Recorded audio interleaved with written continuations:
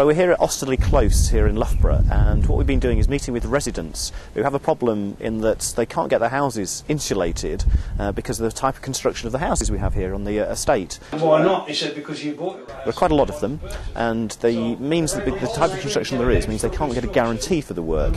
That guarantee then means that no company will do the work, and of course it really causes problems. But one thing I've not found out yet is how the energy companies get the money to give the grants. Is it some sort of relief by the government that... Yeah, they did. I mean, from some of the energy companies, this time around, rather than doing a windfall tax on them, we insisted they spent £750 million of their profits. From a government point of view, we want to try and get every house insulated as much as possible. And of course, for the individuals here, they want to save money and they want to do their bit towards saving the environment as well. A bit of a strange one, really. Thankfully, we've been able to do quite a lot of work with one of the residents, Roy Hillyer, who's been discovered the problem, I suppose, in the first sense and got in touch with us. He's been doing loads of research. The standards. The standards. We need to, then for some association to produce a test piece, and we carry out the tests, and then only then when we're prepared to give the guarantee. Yeah. And only when we've got the guarantee will the energy companies give the grants. In terms of walls, I think the greatest loss would be on that wall there. Yeah. Because that is full length, well, practically outward facing. That is outward facing, yeah. And it's not got a window or a door in it. Yeah. Okay. This has got a fairly large double glazed. There's very little loss there. Upstairs there is at least one window on the gable end. So that's your biggest. And on the other gable end there is a kitchen window and a bedroom window above. And on this side there's the hall.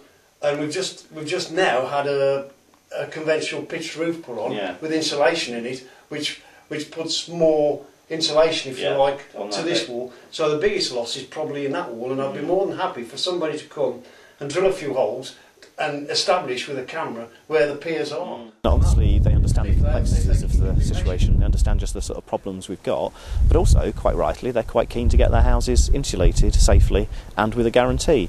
Separate plan for private. We've picked up the fact that a few houses have been insulated almost by mistake by the looks of it in the past, so we're going to try and work with those to see how that happened.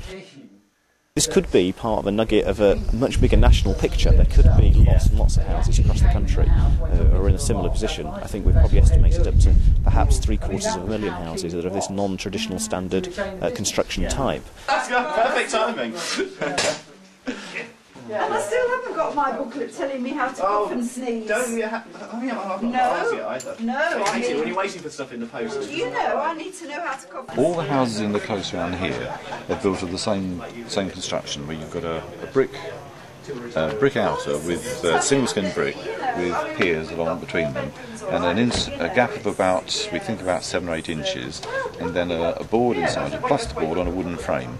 And that's the problem, because the materials that we need to fill the frames, we can't be guaranteed that it wouldn't cause damage to the house inside, despite several houses in the area of similar construction having been insulated up to 25 years ago and beyond with no problems at all. So there is an opportunity really just for this to turn from a very local issue into a national one, and I'm going to try and find from my colleagues if there are other people across the country having similar problems in small pockets and isolated pockets like this one.